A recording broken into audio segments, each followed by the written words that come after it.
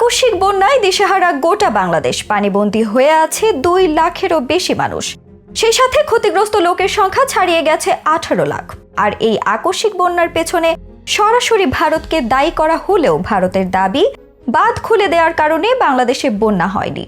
হঠাৎ সৃষ্ট বন্যার পেছনে মাত্রাতিরিক্ত বৃষ্টিকে দায়ী করছে ভারত। সম্প্রতি দেশটির পররাষ্ট্র মন্ত্রণালয় থেকে এক সংবাদ বিবৃতিতে এই দাবি করা হয়েছে। সেই সাথে অভিন্ন নদীর কারণে সৃষ্ট দুর্ভোগ সমাধানের বিষয়েও সহযোগিতার কথা জানিয়েছে ভারত সরকার। টানা ভারী বর্ষণ আর ভারত থেকে নেমে আসা উজানি ঢলে আকস্মিক বন্যায় তলিয়ে গেছে শত শত গ্রাম। অতীতে যেসব এলাকায় কখনো পানি আসেনি, এবারের বন্যায় সেসব এলাকায়ও প্লাবিত হয়েছে। ভারী বৃষ্টিতে সবচেয়ে বেশি ক্ষতিগ্রস্ত হয়েছে ভারতের ত্রিপুরা সংলগ্ন জেলাগুলো। বাংলাদেশ পানি উন্নয়ন বোর্ডের বন্যা পূর্বাভাস ও সতর্কীকরণ কেন্দ্রের ওয়েবসাইটের তথ্য অনুযায়ী কুশিয়ারা, মনু, ধলাই, খোয়াই, মুহুরী, ফেনী ও হালদা নদীর পানি বিপদসীমার উপর দিয়ে বইছে। এর মধ্যে ফেনীর মুহুরী নদীর পানি গত 40 বছরের মধ্যে সবচেয়ে বেশি উচ্চতায় প্রবাহিত হচ্ছে। বন্যা কবলিত জেলাগুলো থেকে পাওয়া তথ্যে জানা গেছে পানির তোড়ে ভেঙে গেছে অনেকগুলো রাস্তা, বাঁধ ও ব্রিজের অংশ। ফসলের মাঠ তলিয়ে গেছে, পুকুরের বাঁধ ভেসে গেছে, পানিবন্দী হয়ে পড়েছে কয়েক লাখ মানুষ। অনেক পরিবার নিয়ে আশ্রয় কেন্দ্রে ঠাঁই নিয়েছে। 31 বছর পর ত্রিপুরা কর্তৃপক্ষ ডুম্বুর জলাধারের বাঁধের সুইচ গেট খোলাছে। এর আগে ভারী বৃষ্টিপাতের কারণেই 1993 সালে বাঁধের সুইচ গেট খোলা হয়েছিল। তবে সে সময়ের তুলনায় এবার বন্যা পরিস্থিতি অনেক বিস্তৃত। বাঁধ ভেঙে গেলে পরিণতি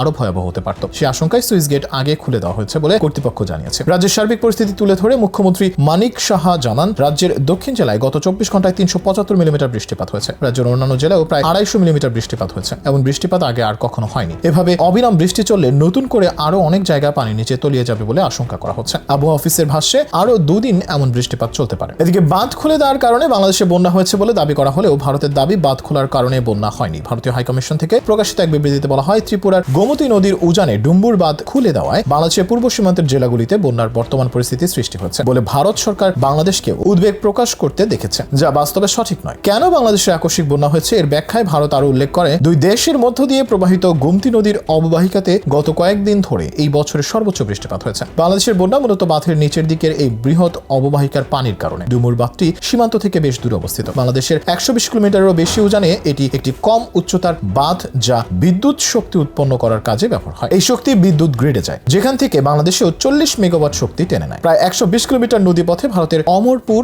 সোনামুড়া এবং সোনামুড়া 2 নামক 3টি জলস্তর পর্যবেক্ষণ সাইট রয়েছে। বাংলাদেশের সমগ্র ত্রিপুরা ও পার্শ্ববর্তী জেলাগুলোতে গত 21 আগস্ট থেকে ভারী বর্ষণ অব্যাহত রয়েছে। অমরপুর স্টেশন একটি দ্বিপাক্ষিক প্রোটোকলের অংশ, যার অধীনে ভারত বাংলাদেশের সবসময় বন্যা তথ্য প্রেরণ করেছে। গত 21 আগস্ট ভারত সময় দুপুর 3টা পর্যন্ত বাংলাদেশে ক্রমবর্ধমান বন্যার প্রবণতা দেখিয়ে তথ্য সরবরাহ করা হয়েছে। যদিও বন্যার কারণে বিদ্যুৎ বিভ্রাট হয়েছে, যার ফলে যোগাযোগের সমস্যা হয়েছে, তবুও তারা তথ্যের জরুরি সরবরাহের জন্য তৈরি অন্যান্য মাধ্যমে যোগাযোগ বজায় রাখার চেষ্টা চালিয়ে যাচ্ছে বলে দাবি করেছে। এ সময় দেশটির পররাষ্ট্র মন্ত্রণালয় জানায়, ভারত ও বাংলাদেশের মধ্যে অভিন্ন নদীতে বন্যা একটি যৌথ সমস্যা বা উভয় পক্ষের জনগণের জন্য দুর্ভোগ সৃষ্টি করে এবং এর সমাধানের জন্য ঘনিষ্ঠ পারস্পরিক সহযোগিতা প্রয়োজন। যেহেতু দুটি দেশ 54টি অভিন্ন আন্তঃসীমানা নদী ভাগ করেছে, তাই নদীর পানি নিয়ে সহযোগিতা 2 দেশের দ্বিপাক্ষিক সম্পৃক্ততার একটি গুরুত্বপূর্ণ অংশ। তাই এই সমাধানের জন্য ঘনিষ্ঠ পারস্পরিক সহযোগিতা প্রয়োজন।